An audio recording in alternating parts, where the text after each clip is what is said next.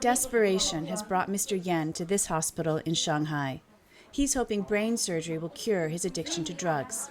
Mr. Yan asked us not to use his full name or show his face because he's afraid of losing his job. He's the first person to undergo deep brain stimulation, or DBS, for methamphetamine addiction in a clinical trial at RUIJIN Hospital. 等于就是只要身上一有闲，就有心情就去玩这个东西。然后我觉得就自己就觉得没什么意义的人，如果说这样活着的话，就真的没意义，是吧？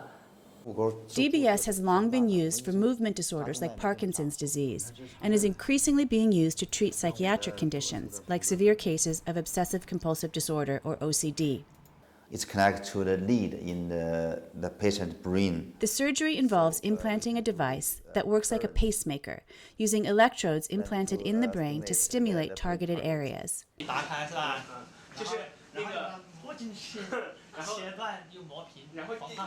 There are currently 8 registered DBS clinical trials for drug addiction in the world, according to a U.S. government database. 6 are in China. So for this kind of special psychiatric disorders, we have to use the human patients to do this study. We want to the DBS will give them hope. China has been criticized in the past for its handling of drug addiction, including mandatory treatment centers run by the police and using a controversial brain surgery to curb drug use. Chinese researchers say DBS is less risky than the old brain surgeries because, in theory, it's reversible. For the DBS, we know it's somehow equivalent to the ablation therapy, but it's safer. The first U.S. clinical trial of DBS and opioids could begin in June.